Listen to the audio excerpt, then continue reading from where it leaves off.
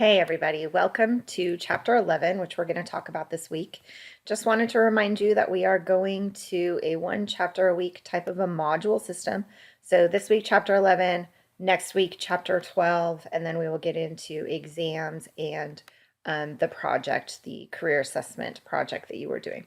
So, human resource management is a lot about managing people. And people are a very, very important resource, obviously, in business. They provide labor, and labor is one of those 5 factors of production that we've been talking about all semester. So, part of a human resource manager's job is number one, to find the best people and then develop them and train them and help motivate them so that they can help a company create long term sustainable productivity. It's a hard job, and it's a job that's changing all of the time, and it's going to change even more as we move forward in the next couple of years, considering what's going on in the world right now. There will always be a need for human resource staff and management because there will probably always be a need for humans and the labor that they provide. So we study it and we pay attention to it and we try to figure out how can we make humans as productive as possible. And a lot of it has to do with treating them as good as possible. These are just some of human resource managers' tasks that might occur in any given day.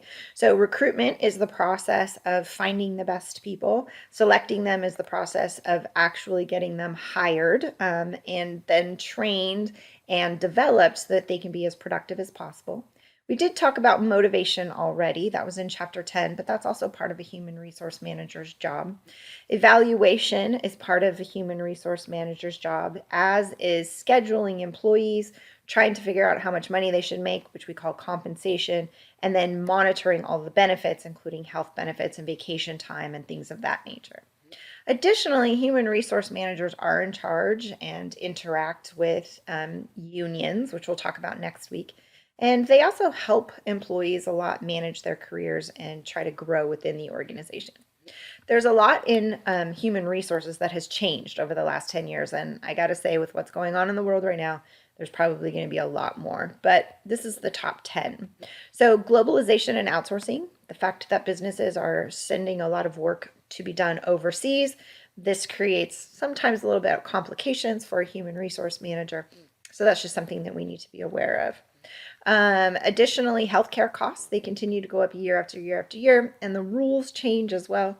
So that's one of those things that we consider a benefit that a lot of employees get. And so therefore, human resource managers are in charge of that. Government regulations as well, these change on a very regular basis. And so it is a human resource manager's job to stay on top of them. Training technology, we're moving a lot of training to online environments, just like we're moving this class to an online environment. And so human resource managers need to keep up with that. Communication technology and how we communicate and interact with people, human resource managers need to keep up with that. Then there's the whole idea of technology use from an employee standpoint. So, for instance, do we allow employees to be on Facebook in the middle of the day? Do we give them a cell phone if they already have a cell phone? All of these kinds of things have to be worked out within companies, and it's usually an HR's manager's job to monitor all of those policies. Then there's telecommuting. More and more workers are wanting to be able to work from home or remotely, just like we're doing this semester with all of the classes at Butte College. That's kind of been a trend for a while, but human resource managers have to be in charge of those employees, make sure they're still doing what they need to do, even if they're not in the office.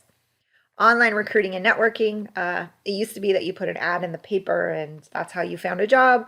Not anymore. Now there's lots of online places that a HR manager has to post to make sure that they're hitting all the right people. Millennials in the workplace. This is a generation that some of you are a part of. Some of you are a part of the iGen generation. You're not quite in the professional workspace yet, but millennials are. And they are doing things differently than, say, the baby boomer generation. They don't necessarily want the same things out of their job. They want to work in different ways. And so these new ways of doing things combined with kind of the old school way of doing things that a lot of the baby boomer generation are still clinging to makes it a little challenging for an HR manager. And then certainly the economy, that's the number one thing. If you have to hire a lot of people because the economy is doing really well, that's also complicating.